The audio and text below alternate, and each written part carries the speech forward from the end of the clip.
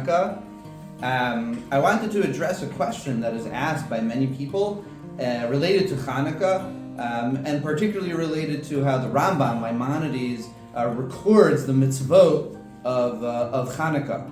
So we know that the mitzvah of reciting Hallel, this collection of psalms and of praises we recite on various days throughout the year.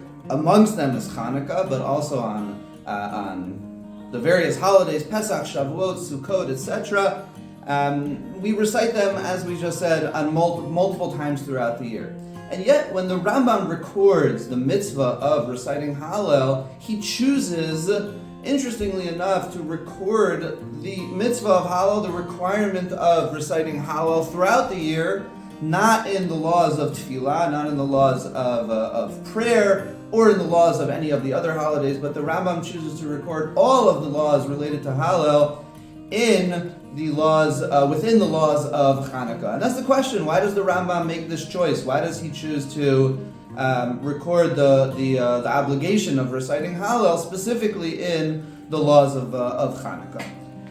So I think the simplest answer to that, which has been suggested by others, is that really, and this might come as a surprise, we associate Hanukkah most of all with the mitzvah of lighting the candles. However, I believe that according to the Rambam, the main mitzvah of Hanukkah is the mitzvah of reciting Hallel, and the mitzvah of lighting candles is a corollary to that, it's ancillary to that, and that's why the Rambam chooses to put the laws of Hallel within the laws of Hanukkah.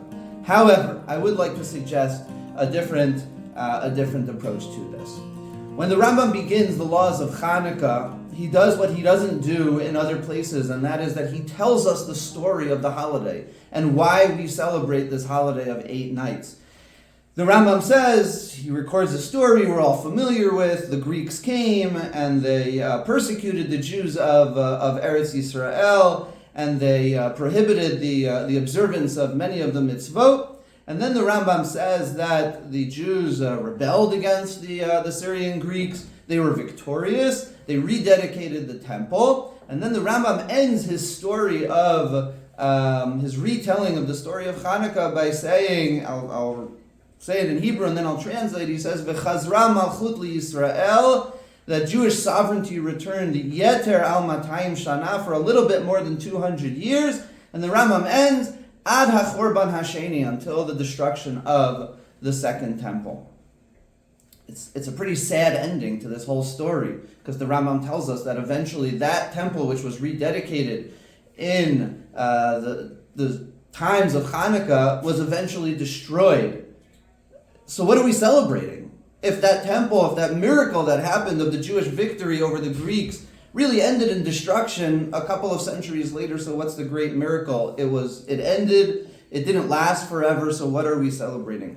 But I think with this idea we can answer our first question, is that we began by asking, why does the Rambam record the obligation of reciting Hallel within the laws of Hanukkah?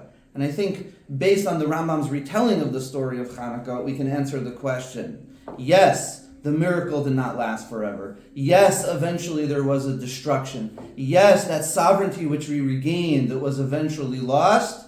But you know what? We still praise God for that. We still thank Him for that miracle. And that's what Hanukkah is coming to teach us. That Hanukkah is coming to teach us that despite things not being as glorious as we may think they are, or as glorious as we may want them to be, still we thank God. We thank God for everything in our lives, for the big as well as the small. And so why is Hallel within the laws of Hanukkah? Because Hanukkah epitomizes, it is the paradigm of Hallel, of thanking God for the great miracles in our lives, but also for the small miracles, those that are everlasting and those that are not. That's the message of the Hallel of Hanukkah. That is one of the messages of Hanukkah, of the gratitude and of the thankfulness that this holiday is all about. Thank you so much, and have a wonderful, wonderful Hanukkah.